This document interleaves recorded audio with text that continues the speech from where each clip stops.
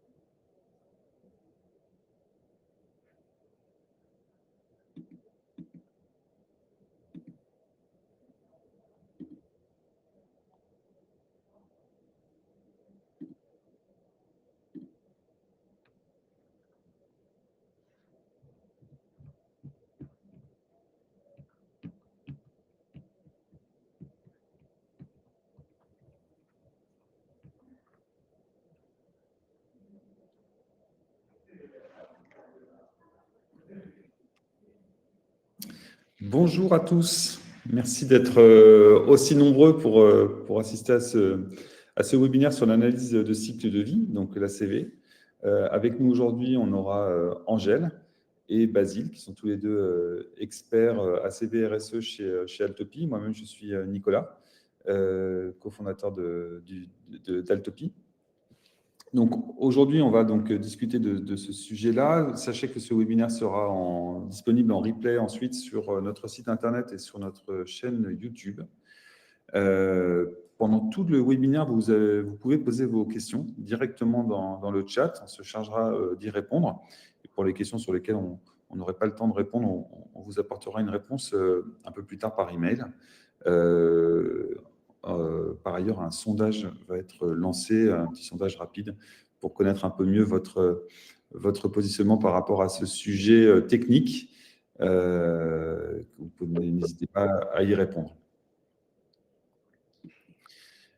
Je vais commencer par présenter Altopy très rapidement. Donc Altopy, on est un cabinet de conseil en RSE. Donc on accompagne les entreprises PME et ETI dans leur stratégie et leurs projets autour du développement durable, que ce soit sur la partie environnementale ou sociale. On est une vingtaine de collaborateurs aujourd'hui. Et on propose tout un ensemble d'offres qui couvrent les besoins en RSE des entreprises, notamment dans tout ce qui va être stratégie. Donc, on va faire du conseil, on va diagnostiquer la maturité RSE des entreprises. On va également piloter sur le long terme tout ce qui va être stratégie en développement durable. On va également mesurer. C'est notamment un des enjeux de l'ACV, c'est-à-dire de mesurer l'empreinte de vos produits, de vos services au sens large. On va également pouvoir mesurer l'empreinte carbone par le bilan carbone de votre entreprise. Également, on va réaliser des rapports RSE et puis vous mettre en conformité avec la CSRD ou la VSME. On va également sensibiliser vos collaborateurs avec des formations, des ateliers, des fresques du climat. Et on accompagne également tous nos clients sur la partie EcoVadis et également Bicorp. Nos clients sont de tout secteur d'activité.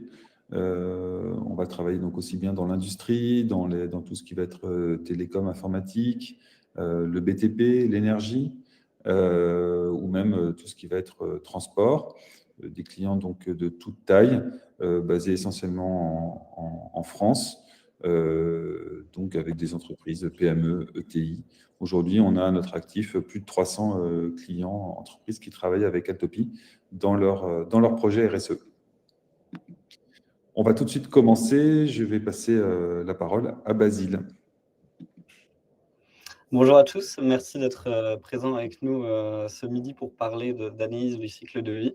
Donc, pour commencer sur ce sujet, moi, je vais vous parler de quelles sont les raisons en général qui poussent les entreprises à justement s'emparer de ce sujet et à venir nous voir pour travailler sur ça. Donc, d'abord, évidemment, l'un des principaux enjeux derrière, c'est qu'en fait, c'est l'impact climatique parce que les entreprises sont elles aussi responsables des impacts, que ce soit sur le climat, l'environnement, la biodiversité, etc. Et de plus en plus, elles sont attendues, elles sont scrutées sur ces impacts-là, que ce soit directement par leurs clients, mais aussi par l'État.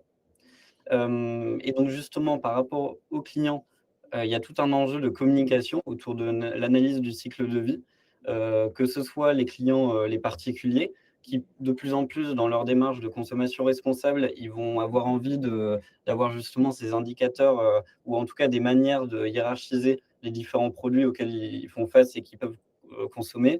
Et donc le but, c'est d'essayer de leur offrir cette transparence qui, de plus en plus, qu'on peut demander, mais aussi au niveau des entreprises. Ça, c'est une grande pression et en général, c'est aussi beaucoup ça qui pousse les entreprises à se mettre sur ce sujet. C'est qu'en fait, leurs clients entreprises, dans leur propre démarche RSE, elles vont de plus en plus essayer de demander à leurs fournisseurs des informations sur les produits. Et donc, l'analyse du cycle de vie permet d'y répondre.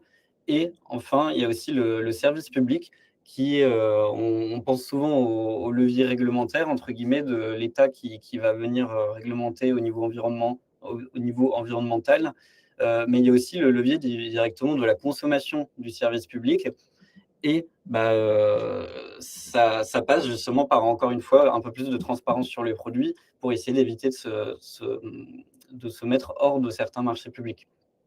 Il y a aussi l'enjeu de transformation de l'entreprise. Donc ça, c'est pas forcément pour ça qu'on va engager une ACV, mais ça va être une des conséquences très bénéfiques de faire ça.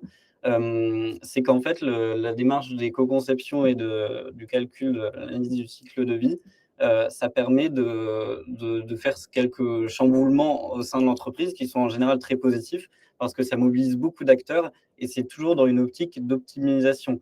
Et donc, ça permet parfois de faire des changements très vertueux au sein de l'entreprise. Ensuite, il y a pareil un sujet de mobilisation en interne. Comme je l'ai dit, ça mobilise beaucoup de gens et ça insuffle certaines valeurs parfois auprès des différents collaborateurs. Donc ça rejoint plus le côté conditions de travail et envie et d'être fier de travailler pour une entreprise qui est mobilisée sur les sujets environnementaux. Ensuite, on en a parlé brièvement, mais c'est la réglementation. C'est qu'au long terme, en tout cas, globalement, la réglementation a tendance à se renforcer. sur ces sujets environnementaux. Et donc, l'idée, c'est d'essayer d'être le plus conforme possible en prenant de l'avance parfois sur la transparence d'informations qu'on peut donner sur nos produits. Et enfin, l'un des gros enjeux aussi, c'est la réduction des coûts. Parce qu'en fait, quand on fait une analyse de cycle de vie et qu'ensuite on retravaille sur ça, en fait, tous les enjeux qui sont évoqués, c'est des enjeux d'optimisation et de réduction. Donc de réduction de la consommation d'énergie, de la consommation de matière.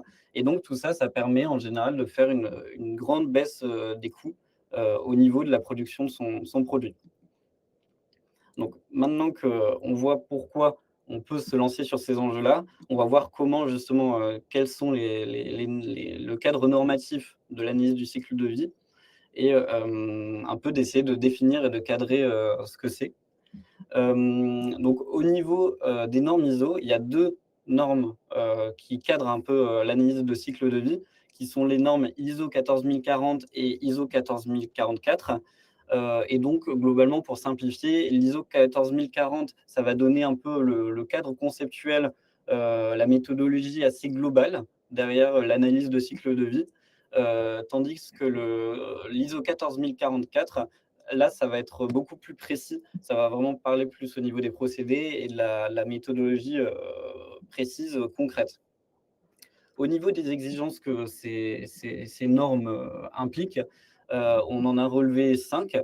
Donc, d'abord, l'exigence de pertinence. Là, le but, c'est dès le début, en fait, dès qu'on se met dans cette démarche, essayer d'analyser pourquoi on fait ça, parce que ça va permettre d'orienter dès le début le choix des critères, par exemple, le choix de ce qu'on évalue dans son analyse de cycle de vie et aussi le choix des méthodologies. Et donc, c'est pour ça que c'est important de le fixer dès le début et surtout de le maintenir tout le long pour garder une certaine cohérence.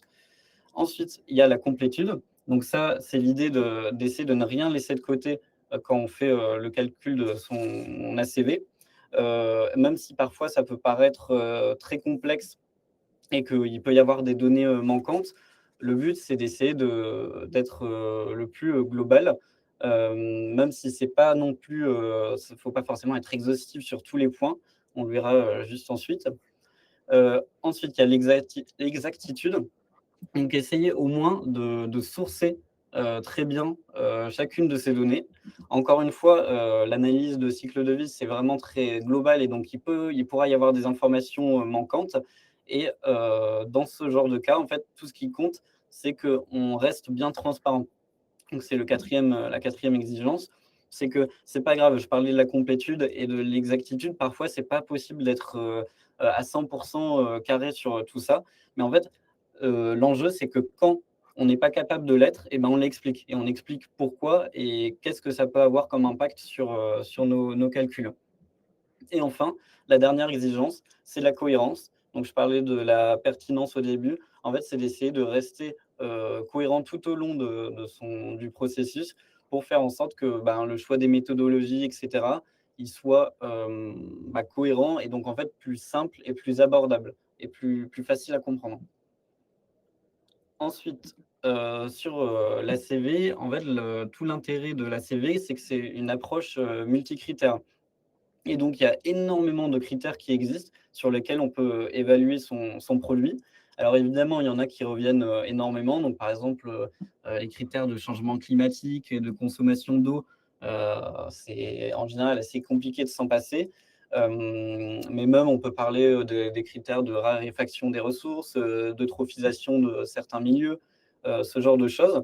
Et en fait, le but, c'est une fois qu'on a cadré son ACV, d'essayer de piocher les critères qui nous intéressent le plus pour essayer d'en garder environ, une dizaine en général. Après, c'est tout à fait possible de faire des choix, pour que ce soit cohérent avec, l'objectif qu'il y a derrière l'ACV.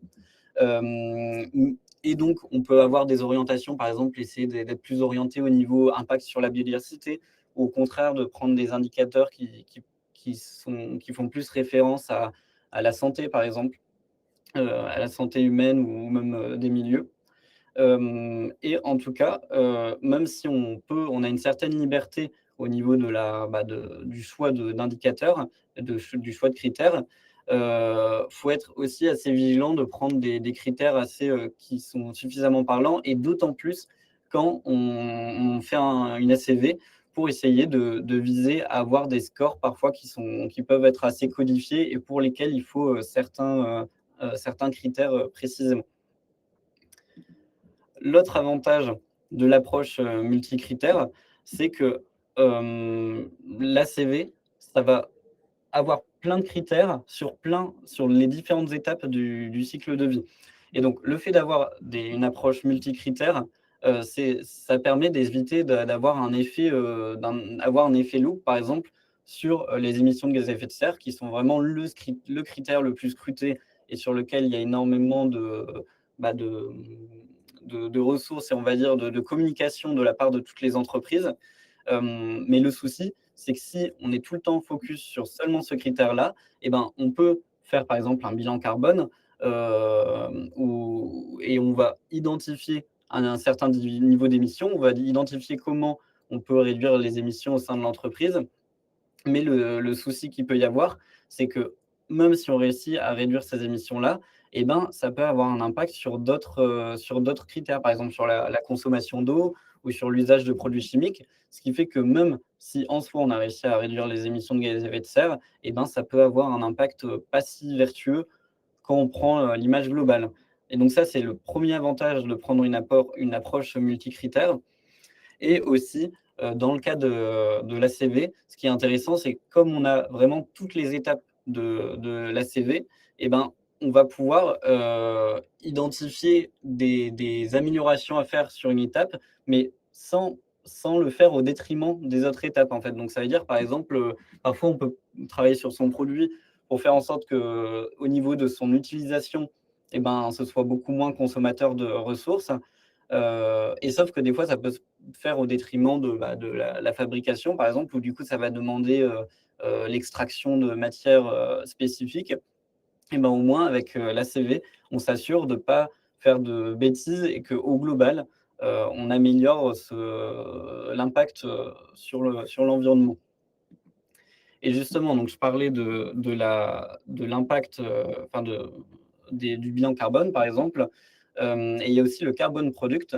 Donc, j'en parle pour que ce soit bien clair dans l'esprit de tout le monde et comme en plus le bilan carbone, ça commence à être assez maîtrisé pour faire bien la distinction entre tous. En fait, le bilan carbone et le carbone product, ce qu'ils font justement, c'est qu'ils sont entièrement focus sur les gaz à effet de serre. Et donc, ça peut avoir un avantage parce que, c'est très précis, ça peut donner un certain, cap. Mais, en fait, la distinction entre les 2, c'est que le bilan carbone, c'est au niveau de l'entreprise de manière globale, alors que le carbone product, c'est justement sur un produit. Et donc, en fait, le carbone product, c'est un peu une certaine partie de l'ACV. Et donc l'ACV, comme je l'ai dit, en fait, il fait la même chose, il est focus seulement sur un seul produit, mais par contre, il va prendre en compte, une grande variété de critères et que vous pourrez choisir, vous-même.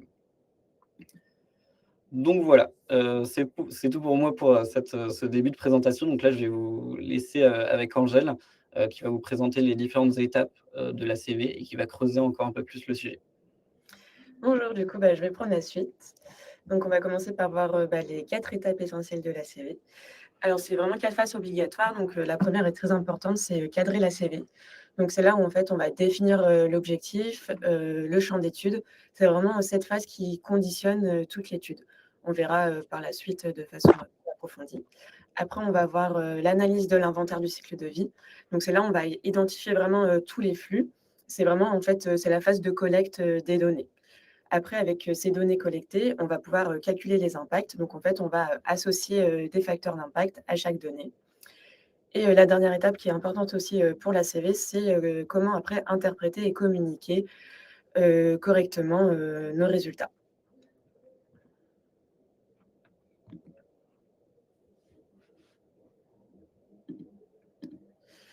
Après, du coup, on va voir plus précisément qu'est-ce que cadrer la CV. Donc en fait, il faut définir un objectif. Pourquoi on fait une ACV? Donc c'est dans quel but? Est-ce que c'est pour communiquer aux clients? Est-ce que c'est pour en interne, pour essayer d'avoir une idée de l'impact de notre produit et de s'améliorer ou de notre service d'ailleurs? Et voilà, comment on veut communiquer après sur cette analyse d'impact. Après, dans le cadrage de la CV, on va voir aussi que, comme je disais, c'est vraiment l'étape la plus importante. Donc, c'est vraiment celle qui va conditionner la qualité des résultats. Et en fait, on définit vraiment ce qu'on mesure et dans quelles conditions. Donc, il y a vraiment 5 conditions à respecter. Donc, d'abord, et à définir, c'est donc les frontières du système. Les frontières du système, c'est ce qu'on va on définit dedans ce qu'on inclut dans le cycle des vies. Donc, est-ce qu'on inclut de l'extraction jusqu'à la fin de vie? Est-ce qu'on prend en compte la commercialisation? Donc, vraiment, on choisit quelle étape du cycle des vies on prend en compte. Bien évidemment, l'idée vraiment, c'est d'être cohérent et d'être transparent. Donc, le but, c'est vraiment de couvrir au maximum toutes les étapes de cycle de vie et de ne pas en cacher une parce qu'elle va être impactante. Après, l'autre donnée, ça va être la qualité des données. Alors, la norme ISO dont Basile parlait demande vraiment d'évaluer la qualité des données. Donc, il faut vraiment choisir des données représentatives, précises et fiables. En fait, plus les données sont proches de la réalité, plus les résultats vont être robustes. Après, on va voir la limite dans le temps des données. Donc, en fait, le but, c'est que les données ne soient pas trop anciennes. Voilà, les bases de données, les recherches sur les impacts évoluent constamment. Donc, il faut essayer d'utiliser des données qui datent de moins de 5 ans. C'est assez crucial parce qu'en fait, les mix énergétiques ou même les transports, ça évolue très vite. Après, le point important, ça va être les hypothèses, car vous allez voir, on va forcément devoir utiliser des hypothèses, notamment au niveau de l'utilisation du produit. Forcément, on ne va pas tout le temps utiliser de la même manière d'un produit. Et au niveau des fins de vie, on verra que les fins de vie vont changer en fonction du pays dans lequel on se trouve et de la filière à laquelle appartient le produit. Donc, les hypothèses, il faut qu'elles soient réalistes, il faut qu'elles soient justifiées et documentées. C'est vraiment important parce qu'en fait, les hypothèses, ça influence beaucoup le résultat. Donc, on doit vraiment les rendre transparentes. Donc, il faut vraiment dire quelle hypothèse on a pris et aussi, il faut tester leur sensibilité, donc voir si vraiment elles sont fiables. Et le dernier point qui est spécifique à une ACV, c'est l'unité fonctionnelle. Donc, l'unité fonctionnelle, c'est sur quoi on se base pour faire la CV. Donc, en fait, ça décrit la fonction rendue par le produit lui-même. Donc, par exemple, pour une ampoule LED, son unité fonctionnelle, ça peut être une ampoule LED fonctionnant 10 000 heures. Par exemple, un lave-linge, ça peut être un lave-linge effectuant 500 cycles de lavage. Ou par exemple, ça peut être, un dernier exemple, 1 mètre carré de mur isolé assurant une performance thermique pendant 50 ans. En fait, grâce à cette unité fonctionnelle, on va pouvoir comparer des options des différents produits sur une base équivalente. Donc, en fait, pour résumer, un bon cadrage, ça garantit une ACV crédible, transparente et conforme aux normes. Et c'est l'étape en fait, qui permet d'éviter de mauvaises comparaisons ou de mauvaises conclusions. Après, on va passer à la deuxième étape, qui est du coup réaliser l'ICV. Donc, l'ICV, c'est l'inventaire du cycle de vie. Donc, c'est ici qu'on va collecter toutes les données réelles, ce que le produit consomme, transforme et rejette à chaque étape. Donc, on va vraiment recenser tous les flux entrants, donc matière, énergie, et aussi sortants, donc les rochers, les déchets, à chaque étape. Donc là, on vous a mis un cycle de vie classique. Donc, on a d'abord les matières premières. Donc ici, on va commencer par recenser toutes les matières premières nécessaires, donc que ce soit métaux, plastique, verre, composants, ressources fossiles. Et bien sûr, on intègre l'extraction et la transformation en matériaux. On ne trouve pas un plastique tel quel, il est forcément transformé. Donc tout ça, c'est pris en compte. Après, on va voir la fabrication du produit. Donc c'est là où on va analyser tous les procédés de transformation. Donc on va prendre en compte l'énergie des machines, aussi les emballages, les déchets, tous les équipements utilisés. L'objectif, c'est vraiment de capturer tout ce qui est nécessaire pour fabriquer le produit. Après, il y a le transport.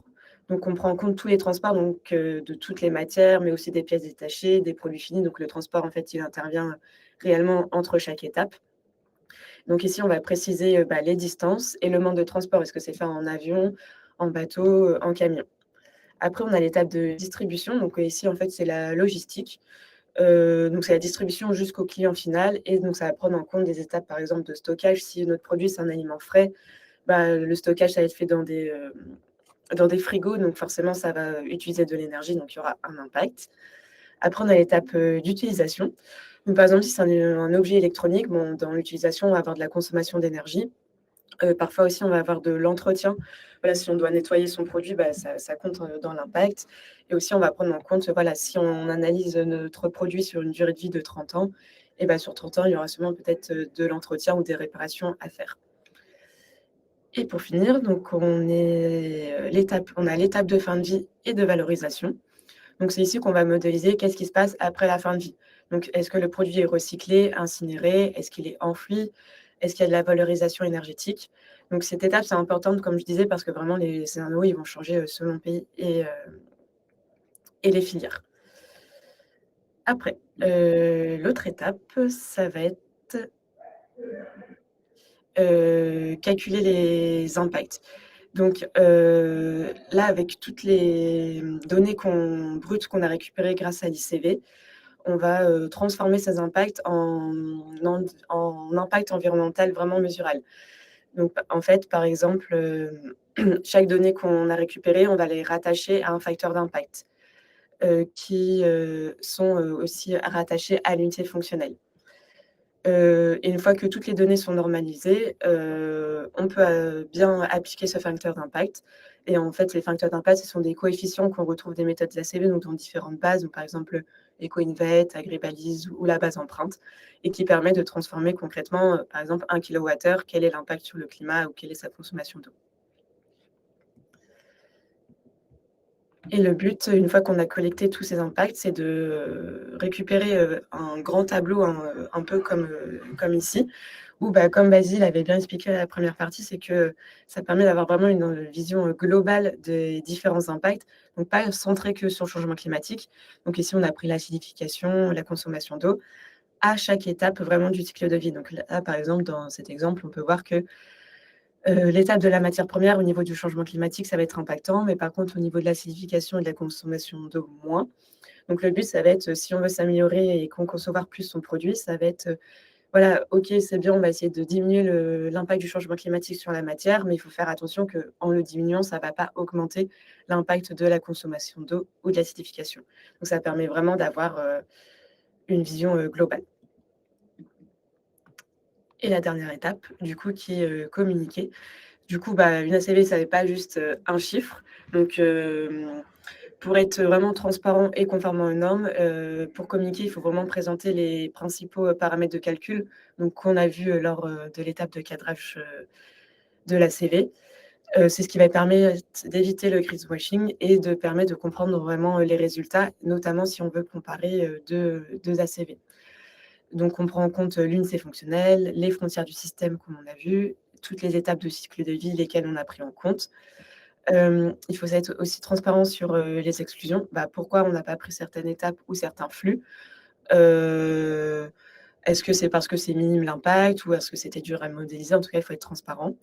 Si on a pris des approximations, donc c'est-à-dire une donnée équivalente, il faut aussi le préciser. Et aussi préciser quel facteur d'impact et quel facteur d'émission on a utilisé. Donc, c'est en fait quelle base on a utilisé, si on a utilisé EcoInvent, la base carbone. Ça permet de comprendre comment vraiment les flux ont été convertis en impact.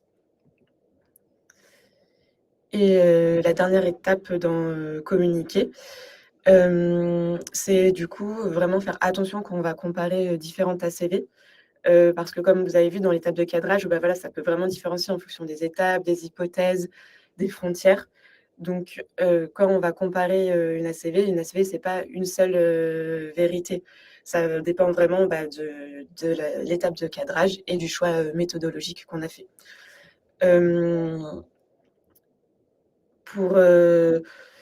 Pour essayer de comparer au maximum, on va utiliser il y a des déclarations environnementales qui sont bien cadrées, comme par exemple la FDS, qui là permettra de mieux comparer.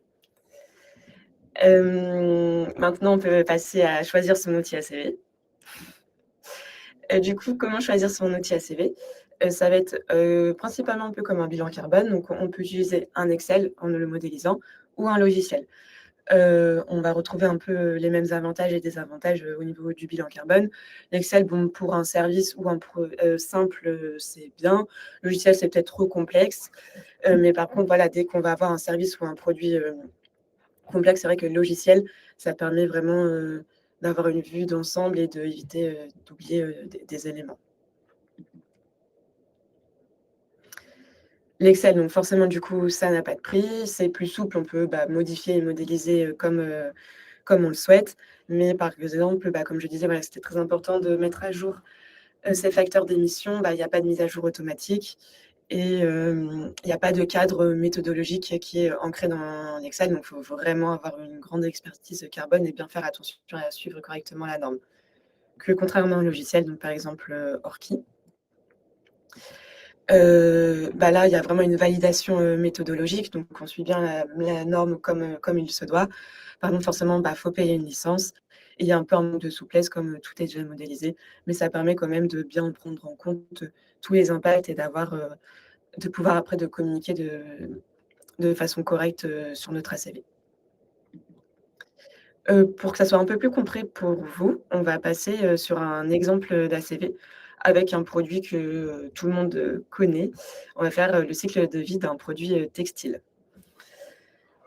Alors, le produit textile, donc un t-shirt tout simplement. Donc dans l'étape matière, on va voir, donc ça va dépendre quoi fait notre t-shirt, mais soit en culture du coton, soit en lin, soit par exemple, production de polyester, s'il est en matière synthétique.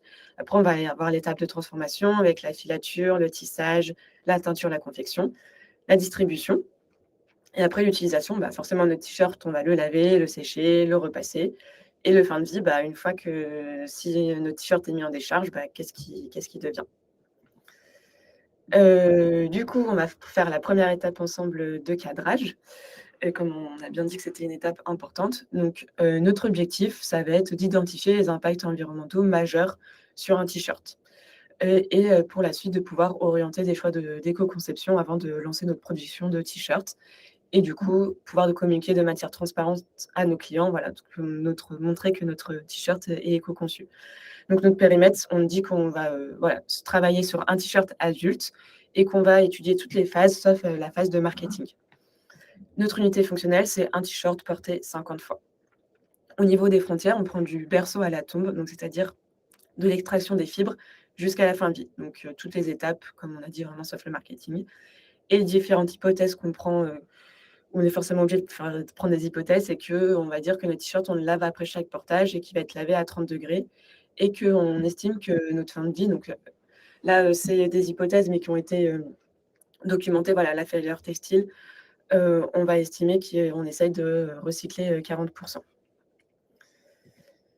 Ok, du coup, notre première étape, c'est l'étape l'étape matière première. Donc ici, on va voir soit la culture de fibres naturelles, donc coton, chanvre, et la production de fibres animales. Donc là, on va utiliser de la terre, de l'eau. On va aussi utiliser de l'engrais et des pesticides, voilà, pour nourrir les fibres d'origine animale. Donc tout ça, ça va émettre des gaz à effet de serre.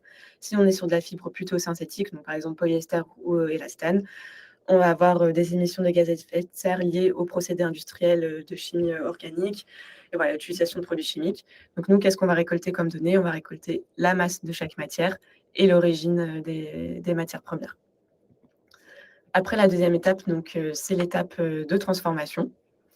Donc un t-shirt, on va d'abord première une étape de filage. Donc là, lors de du filage, on va avoir de l'utilisation d'énergie, mais aussi des produits chimiques. Pareil pour tissage et tricotage, qui va utiliser de l'énergie, de l'eau. On va avoir aussi une étape de teinture et d'énoblissement.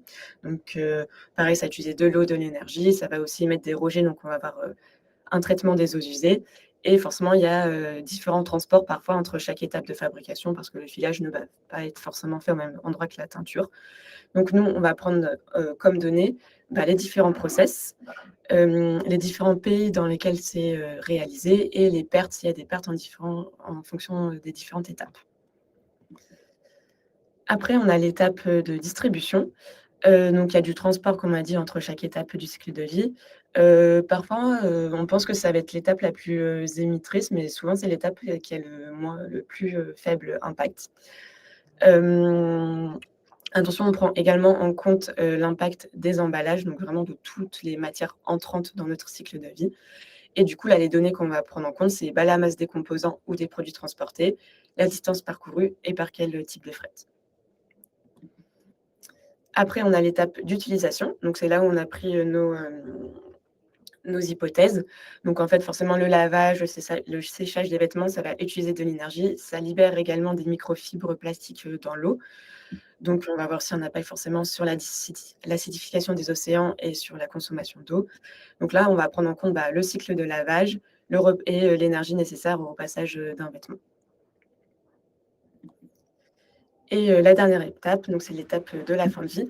Donc là, il y a différentes possibilités. Soit il est recyclé, donc on se pose comme question, quel pourcentage du produit ou des composants est effectivement recyclé. Donc là, il faut documenter, se renseigner au maximum. S'il y a de la valorisation énergétique, est-ce qu'il y a une part du produit qui est utilisé pour produire de l'énergie, souvent via l'incinération. Et s'il y a une mise en décharge, qu'est-ce qui peut être ni recyclé ni valorisé. Dans ce cas-là, c'est envoyé en décharge.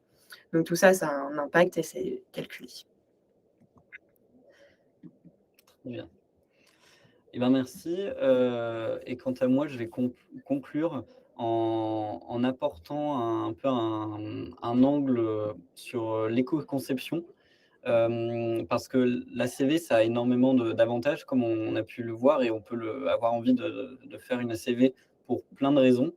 Mais c'est vrai que le but ultime, un peu, quand on fait une ACV, c'est d'essayer d'après retravailler son produit pour l'éco-concevoir. Donc, éco-concevoir, en fait, c'est essayer justement de s'appuyer sur chacune de ces étapes du cycle de vie pour identifier les étapes qui sont les plus impactantes, celles qui le sont moins. Comme Angèle vient de le dire, des fois, on peut avoir énormément de préconceptions sur les différentes étapes parce qu'il y a des pollutions qui sont plus ou moins visibles. Et au moins, l'ACV, ça clarifie tout ça. Et donc, ensuite, on peut se pencher sur chacune des étapes et essayer d'identifier comment on peut réduire.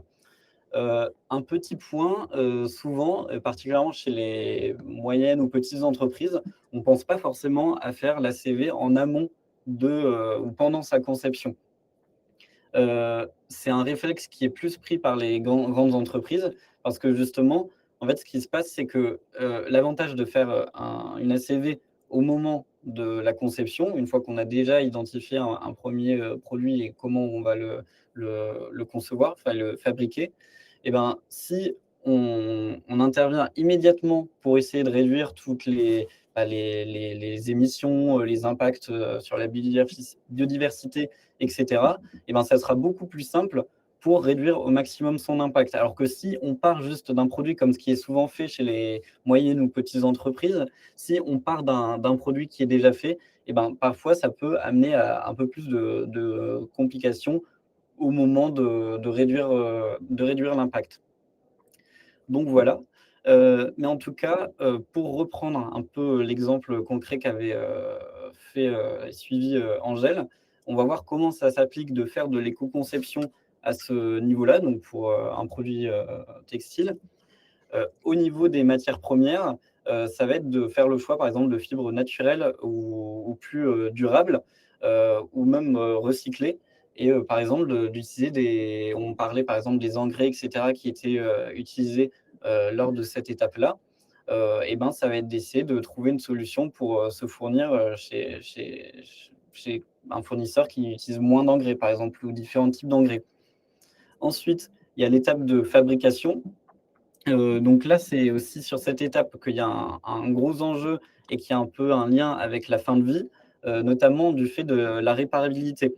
Parce que, en fait, si on fabrique un produit sans forcément penser à sa fin de vie, ce qui va se passer, c'est que parfois, on va se rendre compte au niveau de la fin de vie, comme on ne le prenait pas en compte à la base, on va avoir du mal, je ne sais pas, à séparer les différentes matières, ou alors justement à recycler toutes les différentes matières. En plus de ça, donc de cet enjeu de réparabilité, il y a aussi le côté polyvalence et modularité. Et donc, sous ces termes, en fait, c'est le fait de pouvoir avoir un produit relativement simple, mais qui s'adapte à différents usages, pour pas que ce soit, par exemple, un produit égale un usage, mais du coup, si on veut faire un autre usage, c'est un autre produit. Le but aussi, c'est que potentiellement, notre produit, il soit le plus flexible et polyvalent et modulable. Et ensuite, c'est des choses qui viennent plus facilement à l'esprit, donc comme la réduction des process industriels, les traitements écologiques au niveau de l'utilisation des substances chimiques, une production plus locale, ou alors la réduction et la réutilisation des rebuts ou des pertes qu'on peut avoir sur ces produits. Ensuite, sur la distribution, là, c'est quelque chose qu'en tant que consommateur, on peut voir un peu plus. C'est par exemple sur les emballages, utiliser des emballages recyclés ou encore mieux, utiliser des emballages sobres, donc c'est-à-dire qui utilisent le moins de matière pour protéger le produit. Et aussi l'optimisation des transports, donc ça peut être s'associer avec des entreprises autour de nous pour faire en sorte de réduire le nombre de camions, par exemple, qui partent de notre zone en direction d'une autre. Ensuite, au niveau de l'utilisation, ça, c'est vraiment l'enjeu qui est très négligé par les entreprises pour l'instant et qui, petit à petit, on commence à voir que les plus grandes, elles se mettent sur cet enjeu-là.